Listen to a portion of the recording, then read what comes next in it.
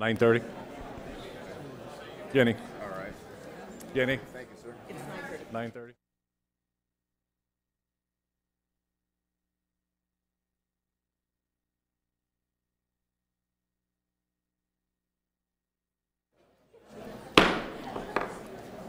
Good morning. We'll call this meeting to order. And this morning,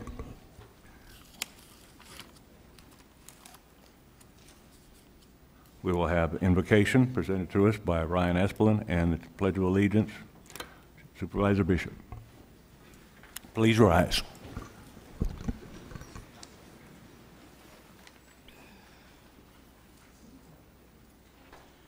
Our kind and loving Heavenly Father, we are grateful for the opportunity to meet as a legislative body to communicate about the doings of the county. We pray that Thou would bless us with guidance and strength. Please be with those who are leading the county, that they may have Thy influence. Please bless those who are serving our country in the military, that they may be safe and protected as well. And we say this in the name of Jesus Christ. Amen. Amen. Amen. If you would, please join me in the Pledge of Allegiance. I pledge allegiance to the flag of the United States of America and to the republic for which it stands, one nation under God, indivisible, with liberty and justice for all.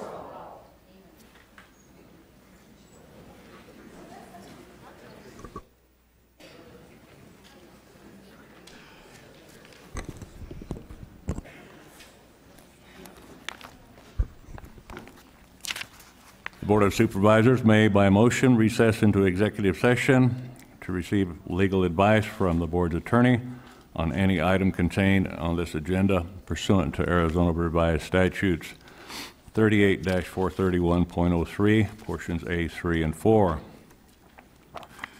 Motion and action to call for an executive session to be held August 21st, 2017 at 9 a.m. for discussion and consultation with legal counsel in accordance with ARS 38-431.03, portions A, 3, and 4, to discuss items noticed on the agenda with an asterisk. So made. We have a motion Second. and a second. Those in favor signify by saying aye. Aye. Those opposed? Motion carried. On to official business. Discussion of pending or contemplated litigation claims and demands. Mr. Esplin? Nothing to report. Thank you. Committee and legislative reports. Let's start to my left, Supervisor Johnson, and welcome back. Thank you. Nothing this morning, Mr. Chairman. Supervisor Bishop? I have nothing, thank you. Supervisor Angus? Nothing this morning, thank you. And I will also have no report. Mr. Hendricks, County Administrator's report. I have no report today, Mr. Chairman. Thank you. Wow, this is going pretty fast. Approval of June the 5th, 2017 Board of Supervisors workshop minutes. Chairman Watson, to make a motion that we approve the June 5th Board of Supervisors workshop minutes. We have a motion and a second. Discussion? There being none, those in favor signify by saying aye. Aye. Aye. Aye. Those opposed, motion carried. On to call of the public. Those wishing to address the board at the call of the public regarding matters not on the agenda must fill out and submit to the clerk a call of the public form prior to the meeting. Action taken as a result of the public comments will be limited to responding to criticism, referral to staff, or placing a matter on a future agenda. Comments are restricted to the items not on the regular agenda, with the exception of the consent agenda, and must relate to matters within the jurisdiction of this board.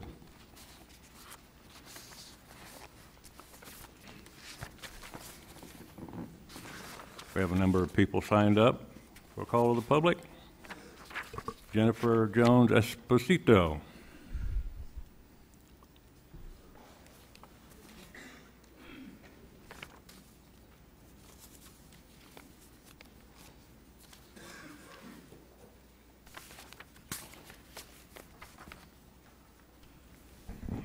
Good morning, Mr. Chairman, board members. My name is Jennifer Jones Esposito. I live at La Posa North LTVA court site. However, I own 2 parcels of land in the Golden Valley Improvement District. It is my understanding that per Director Stephen Latosky, the Board of Supervisors will be considering only the approval of a new initiative to start the formal process by which the water system rate proposal would be presented under a standalone public hearing process, and approval of this initiative in no way establishes a rate increase nor endorses staff's memo justification for the initiative. The analogy is the board is accepting and referring a public petition to staff for formal review and action. Now, the reason that I bring this up is I'd like to have that officially on the record, therefore it not being an actual part of the budget if the budget is passed, because all the supervisors sit on the Independent Taxing District Board. As a committee member for the Golden Paradise Landowners Community Association, I haven't heard anybody really speak in favor of this proposal, and the project itself seems astronomical. I own 2 properties in GVID. I have no interest in hooking up, but I am on Waterhall, so this affects me directly, and I will be moving to Mojave County in the fall, so I take special interest in this.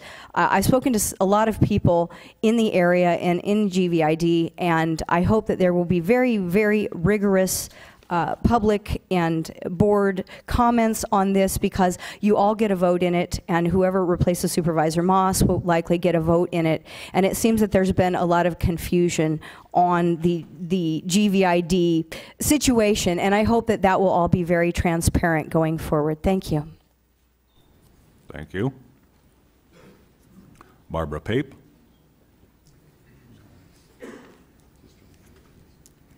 Good morning, Mr. Chairman and Supervisors. I am here. Please state your name and address for the record. Barbara Pape, 3908 Jamboy Way, Bullhead City. I'm here to give you a short history of roundabouts. Roundabouts was started for operating characteristics of circles to be coordinated with vehicles and streetcars. The modern design differs from the junction designs, and we have different motor vehicle capacities and operate best at different speeds. Within the cities and the towns, the junction capacity is critical.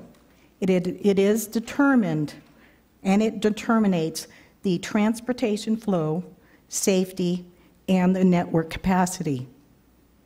It is different in motorways, which this is our interstate route I-95, where it links capacity with that determines transportation system flow and network capacity connections. The junction designs can take a whole bunch of different factors into and it is needed to be recognized, the pedestrian connectivity and so on. Nevertheless, for a few unfortunate decades in the late 20th century, and even today, a less enlightenment places, junction capacities was and is used as the determining factor to select the form of junction to be used within 3- and 4-dimensional constraints. In other places, it is just a consideration among other different transportation designs for mobility, flow, and design. Roundabouts in our county for Mojave will not fit our tourist economic base. Our Board of Supervisors focus updating a master plan, and I'm asking you to update our master plan system to fit our increasing population and focus on the needed transportation improvements of roads, streets, routes, and connectors. These improvements are all connected to our economic base, which should be overlooked. And thank you very much. And thank you. Arthur Garnisa.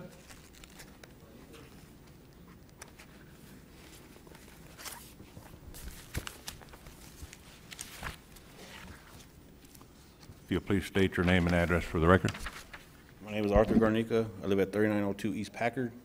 Kingman, Arizona, 86409. This is the third time I've been here about the Northern Consolidated Fire District 1. And I just want to say several citizens have asked for help from this board and have not got no help, you know. So, man, I'm choking. I got a paper, I got a, I am presenting a letter on our behalf demanding an investigation for misuse of funds, conflict of interest. Man, this investigation includes Director Mike Collins, Jim Bailey, former Director Eric Berg, former employee Pat Moore, and Lynn Hucker, the professional firefighters of Kingman,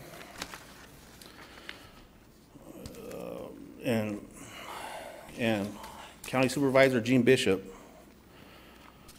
Who do I give my letter to? If you'll give it to me, that'd be fine. How many copies do I need to give? Just one, I'll circulate it. I got Actually, give it to the clerk, if you will. I got 15 copies.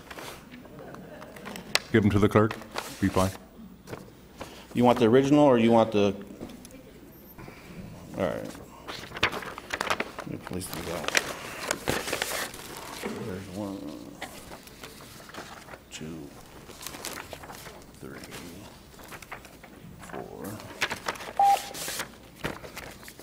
5, 6, 7. I think 7 would be enough. I'm sorry, I just got nervous. That's not a problem. Let's relax a little bit. But I would appreciate it if you guys look over that and something get done, because this ain't right.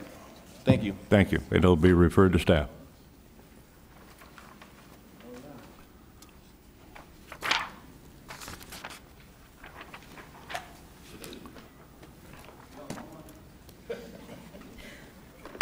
Gary Whitmore.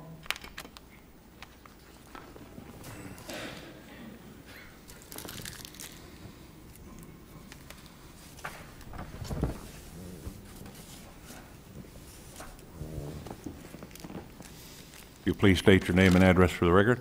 Good morning, Board. My name is Gary Wetmore. I reside at 3202 Courtney Avenue in Kingman, Arizona.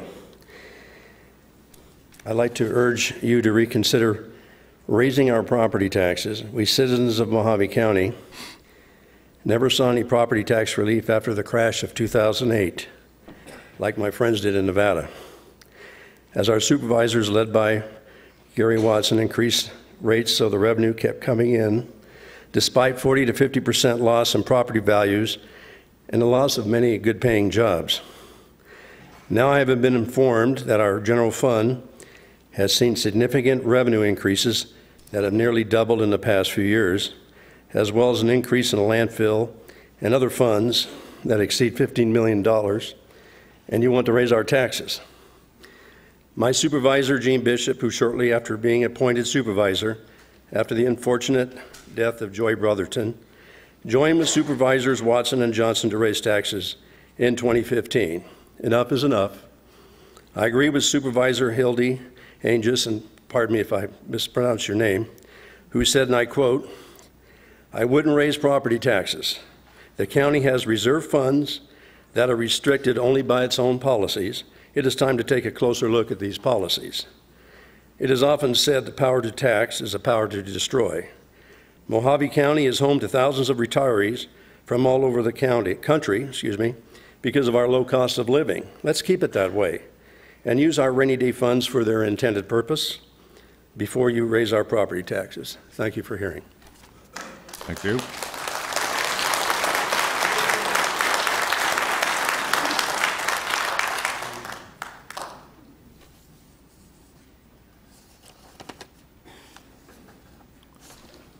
The next four speakers have to do with the sheriff's office. So what I would like to do is to have all four up at the same time. what you may want to do is elect a spokesman for you.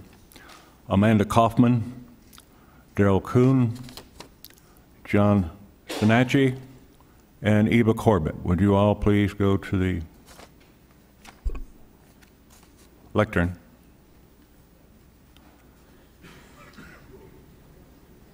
I'll just be real quick. Amanda Kaufman, 6615 East Flag Mine Road.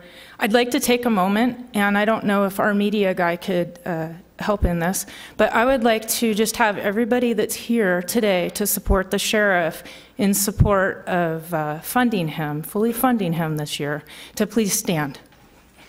I know that today we have a lot on the agenda. I know the final budget is item 57, and I don't believe everybody will be able to stay here that long to make this known. But this is everybody that you have here that was able to take time out of their day today to be here. So I just want to thank everybody for coming. Thank you. That's all I have. Thank you, Ms. Kaufman.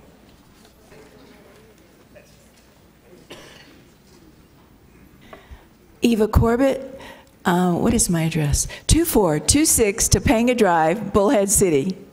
We're here on behalf of the Sheriff's Department. My husband and I have been connected as volunteers with the Sheriff's Department since 2009. And my husband was a posse member until 2012 when he joined me to support the K-9 unit, which we have been doing since then. I have some news for you, and John is here to tell you about it. Hold on. Come here, John. Good morning, Mr. Chairman and Board. My name is John Sancelli. You got it close, Mr. Chairman. 4158 La Mesa. I've been a resident of Bullhead for 9 years now. I am also a retired deputy from Ramsey County, Minnesota. And my plea is for the sheriff. I was on his campaign committee. I believe in the guy, but I also believe in police and deputies. And the fact is we lose deputies every year because of insufficient funds as far as salary and benefits. And it cost about $100,000 to train a deputy. 2 years later, they're gone. We lose money.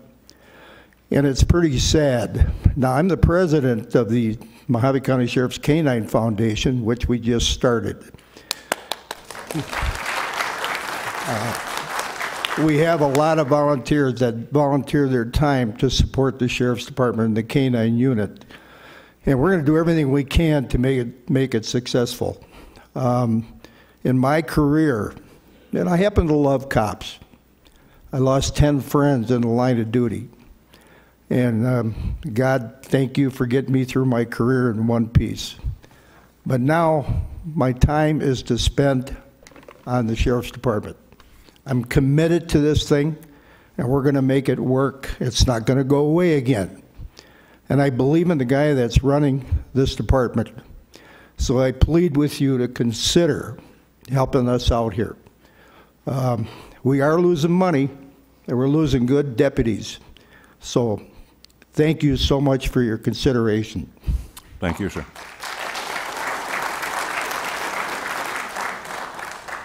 My name is Daryl Kuhn. I have with me a bunch of signatures from Golden Shores. My address is 4568 Monarch in Golden Shores.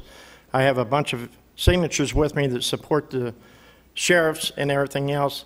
And I would just like to say that the funding that they're asking for needs to be supported. I know for a fact, being post-certified in the past, that a lot of people will go through post, they'll get certified, and they'll be there for 3 to 6 months or whatever, and then they'll go to the highway patrol or another state where they're getting more money.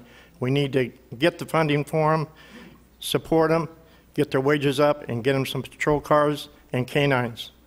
Thank you. Thank you, sir. Thank you very much, and we hope you will support the Sheriff's Department. Thank you, Ms. Corbett.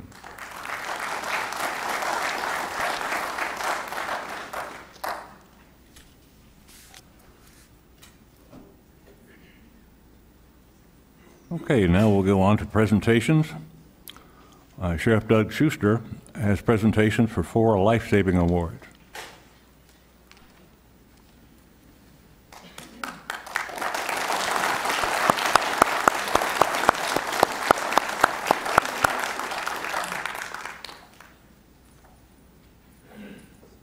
you all for coming out and supporting the Sheriff's Office. It means a tremendous amount to me.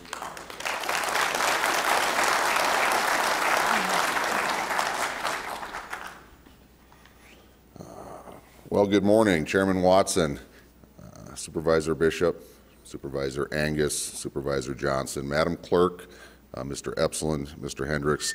It's going to be a busy day, I know that, but this is an important thing, and I'm glad that you're affording me the opportunity to use this public forum to handle this award. Every year, many parts of Arizona experience flash flooding during monsoon season. These floods seem to come out of nowhere, and they bring tremendous force with them. As I'm sure you're aware, flash floods can turn deadly very quickly and unfortunately cause damage, injury, and even death. In fact, last month, 10 people tragically lost their lives right here in Arizona as a result of flash flooding.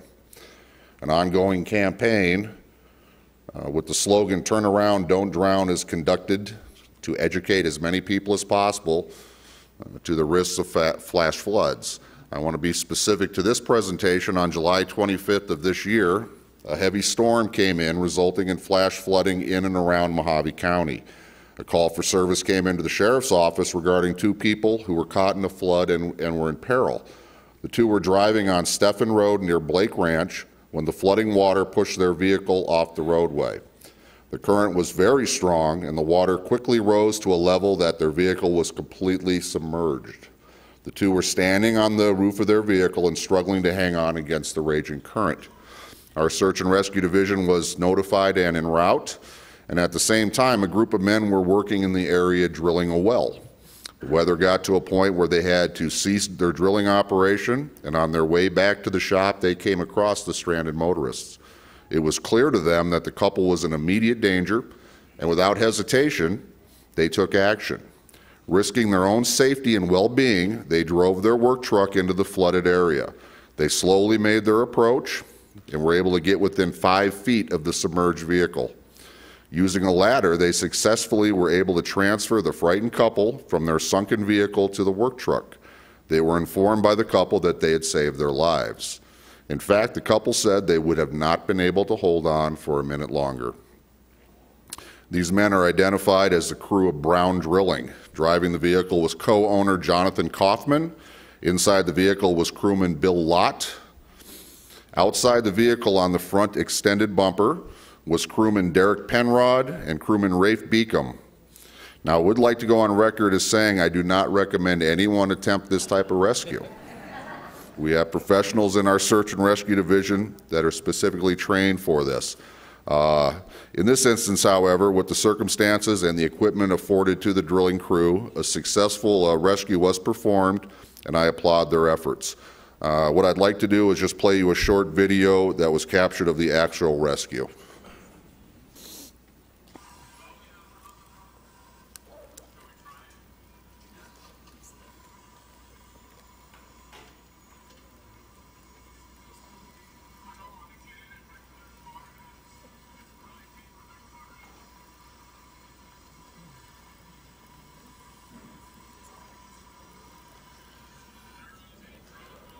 You can see them standing on top of the vehicle.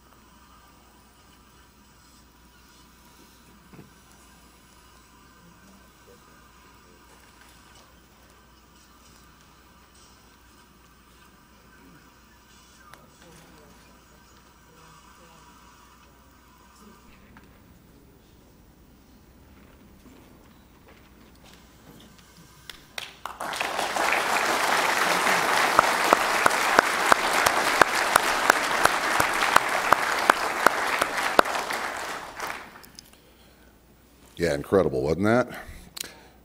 Don't ever do that again, boys. At this time, I would ask that John, Bill, Derek, and Rafe come forward, please.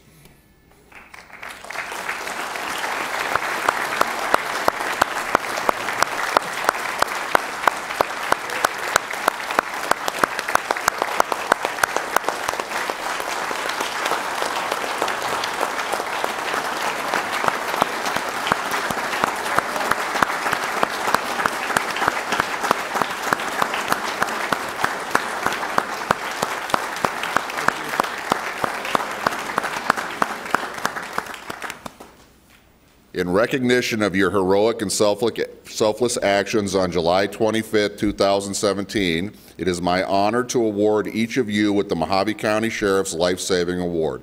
Your actions and willingness to put yourselves in harm's way led directly to the rescue of 2 stranded motorists who were in grave jeopardy of losing their lives in a very forceful flash flood. Please join me again in honoring these men with a round of applause.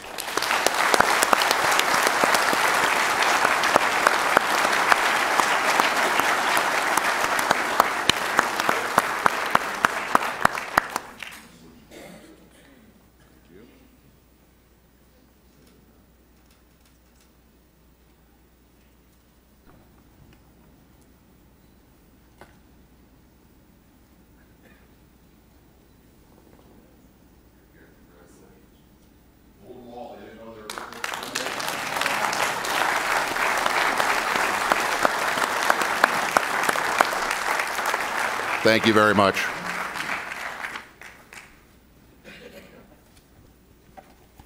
Sheriff Schuster, thank you very much for your presentation. Let's just hope the wisdom at the dais today will give you the support you need for the future.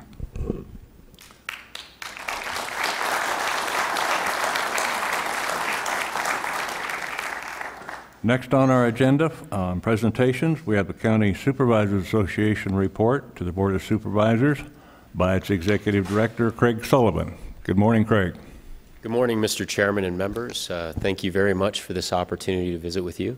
For the record, my name is Craig Sullivan. I'm with the County Supervisors Association, and I'm really grateful for this opportunity to stand before you today and report out a little bit on the activities of the association, in particular some of the work we did last legislative session, and kind of wrap that up because, as you know, we are diligently moving towards the next legislative session and preparing for that. And so I want to make sure that you have information that you'll need as you're preparing on how to go forward as well. So first, for folks in the audience who may not be familiar with who we are, the County Supervisors Association is an intergovernmental office of all 15 counties.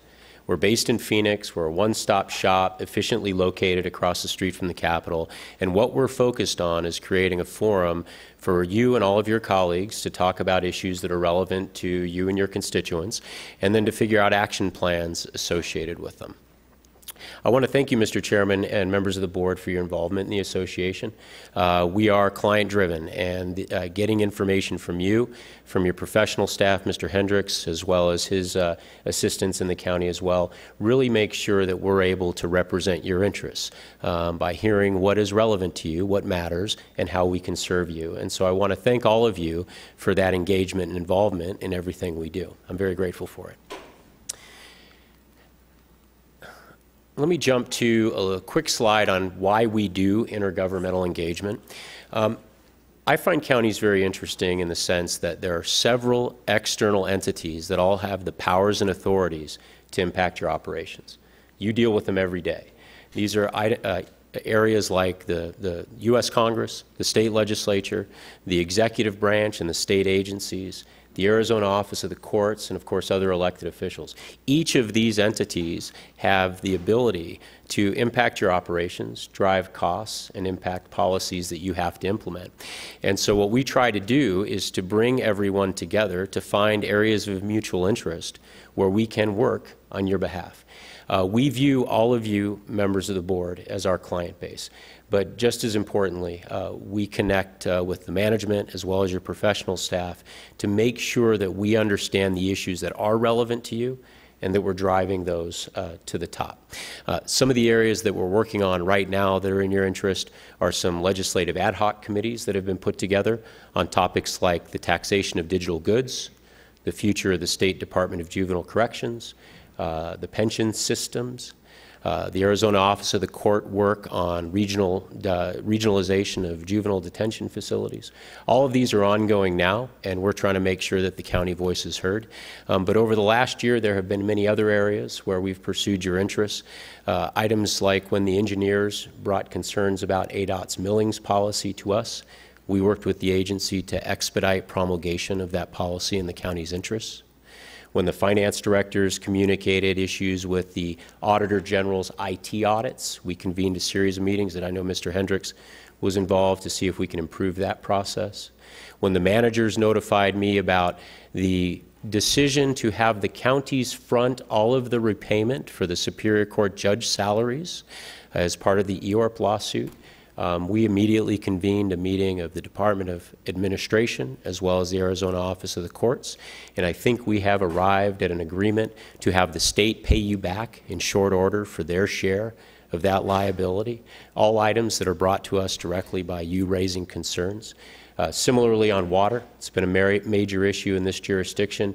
As you all have been communicating with me about your concerns, I have made sure that our association is positioned with the State Department of Water Resources and the Governor's Office and other entities to make sure that we have a place at the table for all counties, and you in particular, to make sure we can bring your issues forward. And so please know we very much value our role as a professional services entity.